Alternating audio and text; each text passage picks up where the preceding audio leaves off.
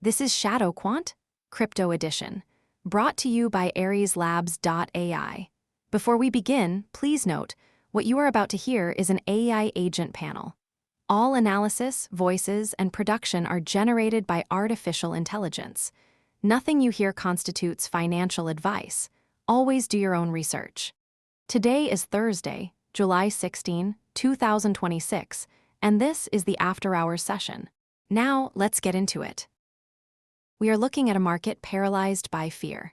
The crypto fear and greed index is sitting at 14 out of 100, a level typically reserved for catastrophic breakdowns. Yet, Bitcoin isn't crashing. It's hovering at $63,920, holding a fragile line between a liquidity event and a long-term accumulation zone. Tonight, we dissect why the broader market is screaming panic, while institutional flows suggest something far more structural is happening beneath the surface. Turning our eyes to the calendar, the immediate horizon is defined by one singular event: monthly options expiry landing tomorrow, July 17, 2026. This is the primary catalyst for this session's volatility profile. As we approach the close of this quarter-end cycle, we expect heightened gamma exposure and potential pinning action around key strike prices. Apex, with the expiry looming. What is the structural implication for the current price action? It creates a binary wedge. We are seeing a convergence between the 14 over 100 fear reading, which usually precedes a mean reversion bounce, and the massive open interest built up at these current levels. The expiry forces a decision. Either the lack of futures demand collapses the bid, or the spot volume absorbs the overflow. Given the $64.05 billion in daily volume, the latter seems more plausible, but the timing amplifies every micro fluctuation. Let's establish the baseline. We are in a deep correction. Bitcoin is down 1.41% to $63,920. Ethereum is weaker, down 2.82% to $1,867.62. The broader altcoin sector is bleeding, with Solana down 2.82% to $75.31, and Near down 3.79% to $1.99. Yet, amid this red ink, we have outliers. Polkadot is up 1.9% to $0.85, and Litecoin is nearly flat at $45.02. The VIX is calm at 16.5, but crypto is in freefall. Pulse, walk us through the psyche of the market right now. The psyche is fractured. We are at 14 over 100 on the fear and greed index, which is the definition of extreme capitulation. But here is the nuance. The 7-day trend is ticking up slightly to 12. That suggests the velocity of the fear is slowing, even if the magnitude remains high. Retail is exhausted.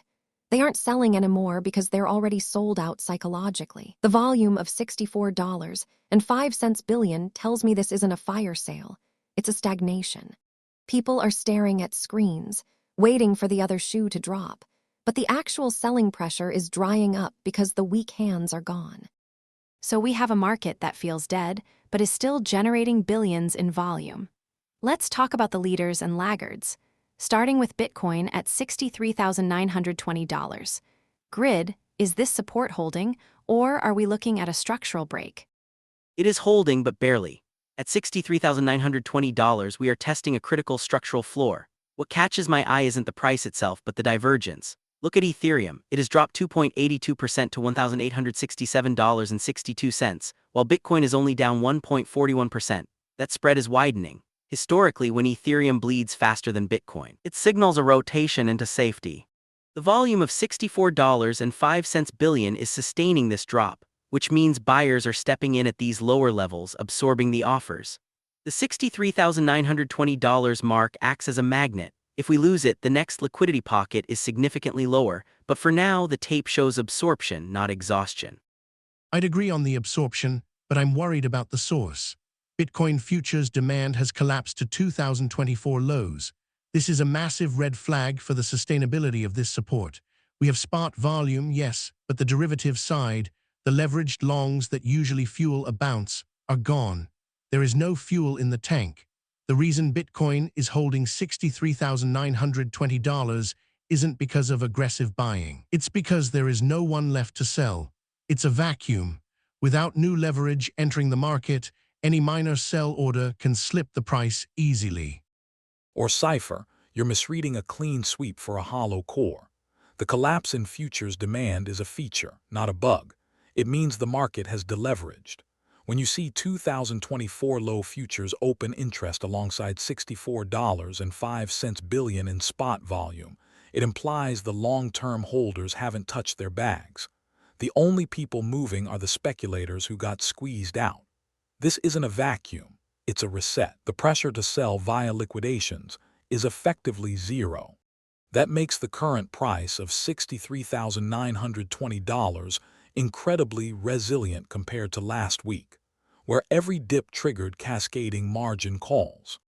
So, grid, you see absorption at support, but CIPHER warns there's no leverage fuel, and SPECTER argues the deleveraging protects the downside. Where does that leave Ethereum? Down 2.82% to $1,867.62, significantly underperforming Bitcoin. Ethereum is the canary in the coal mine right now. The minus 2.82% move to $1,867.62 indicates that smart contract platforms are losing their bid support faster than the base layer. Technically, Ethereum is breaking correlations with Bitcoin. When you see Ethereum weaken this much, while Bitcoin holds $63,920, it usually means the alt-season narrative is paused indefinitely. The chart structure for Ethereum is deteriorating. It's finding no resistance above $1,900. It's falling through the air. Unless we see a rapid re-entry of volume into Ethereum, the technical bias is lower. The sentiment matches the chart. The narrative online has shifted from accumulation to abandonment for non-Bitcoin assets. The community buzz is heavy with frustration regarding the lack of alpha in the altcoin sector. When the fear index is 14, retail doesn't trade alts. They park cash in stable coins or move to Bitcoin. The social signal for Ethereum is purely negative. It's viewed as a risk asset with too much competition from Solana and Avalanche, neither of which are helping themselves right now. Let's pivot to the bright spot in a sea of red. Polkadot is up 1.9% to $0.85. In a day where almost everything is down, Polkadot is green. Why is this happening? This is a flow anomaly, and it's telling us where the smart money is hiding. While capital is fleeing high beta tokens like NEAR, minus 3.79%, and Solana, minus 2.82%, Polkadot is attracting inbound liquidity. This isn't random retail buying. We are seeing structured inflows into Polkadot relative to the broader market. It suggests that institutional allocators are treating Polkadot as a defensive play within the altcoin complex, perhaps due to its parachain ecosystem maturity or governance features that appeal to conservative capital during times of uncertainty. It's a rotation from growth to yield and structure. It aligns with the broader thematic shift I mentioned earlier. The market is bifurcating. On one side, you have speculative infrastructure like Solana and Ethereum taking hits. On the other, you have established networks like Polkadot and even legacy assets like Litecoin, minus 0.11%, holding firm. The data shows that capital is prioritizing protocol reliability over hype. Polkadot's plus 1.9% performance is a direct vote of confidence in that quality narrative. It's the safest bet in a risky environment. Now, let's address the headlines impacting the broader ecosystem. First, CoinDesk reports that PayPay, 40% owner of Binance Japan, seeks up to $1.10 billion in Nasdaq IPO. Second, the U.S. Senate housing bill includes a CBDC ban. How do these impact the current price action? These are massive structural tailwinds that the market is temporarily ignoring. The PayPay IPO filing is a validation of the Japanese crypto market's depth, and with XRP trading at $1.09, down 2.38%, this news should act as a floor for cross-border payment narratives. Meanwhile, the CBDC ban in the Senate housing bill is a legislative shield for decentralization. The fact that we are seeing XRP down despite these positives proves that the current minus 1.41% move in Bitcoin is driven by internal leverage mechanics, not external regulatory fear. The catalysts are there. The price action is just delayed. I'll temper that, Spectre. While the headlines are positive, the sentiment hasn't caught up. A 700% spike in Iranian crypto outflows following geopolitical tension, as reported by Cointelegraph, is adding to the noise. Investors are skittish about regulatory crackdowns on specific corridors. The pay news is good, but it's not enough to overcome the immediate fear of broader systemic risks. The crowd needs more than just news. They need price confirmation. Right now, the 14/100 fear index shows they are too scared to buy the dip based on headlines alone. Let's look at another headline that is causing ripples. Cointelegraph reports Bitcoin futures demand falling to 2024 lows, raising questions about institutional exit. CIPHER, you flagged this earlier. Is the institution leaving or just the speculator?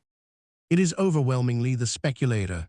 The open interest data shows a sharp reduction in leveraged positions, but spot exchange reserves remain stable. We are not seeing large-scale withdrawals from cold storage wallets, which would indicate an institutional exodus. Instead, we are seeing the wipeout of retail and hedge fund leveraged longs. This is a washout. The institutions holding Bitcoin at $63,920 are not reacting to this news because they don't use this type of leverage. The exit narrative is false. It's a cleansing of the balance sheet. Exactly, and consider the core scientific result, turning lower after disappointing Q4 results. This is a traditional equity marker for crypto health. When miners struggle, the market panics. But notice the VIX. It's at 16.5. The equity markets are fine.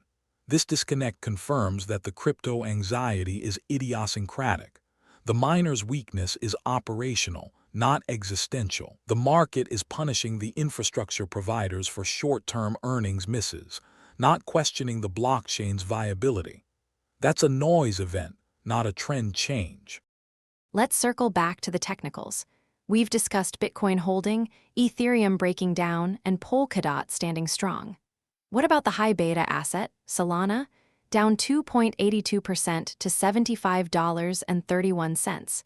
It's underperforming both Bitcoin and Ethereum percentage-wise. Solana is exhibiting classic high beta behavior. When risk appetite vanishes, Solana gets hit hardest. At $75.31, it is approaching a zone where previous consolidation occurred. The fact that it's down 2.82% while Bitcoin is only down 1.41% shows that the bid wall for Solana has thinned out.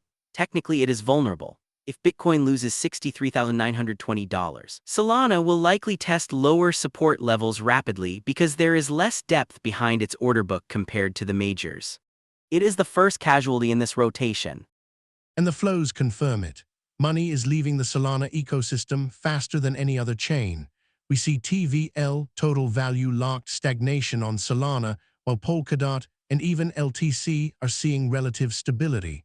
The protocol activity is cooling. The capital efficiency that drove Solana's rally is no longer compensating for the risk. It's a classic risk-off rotation. The flow data is screaming that investors are reducing their exposure to Layer 1 speed plays in favor of Layer 0 security and governance models. So, grid, if Solana breaks structure, where is the floor?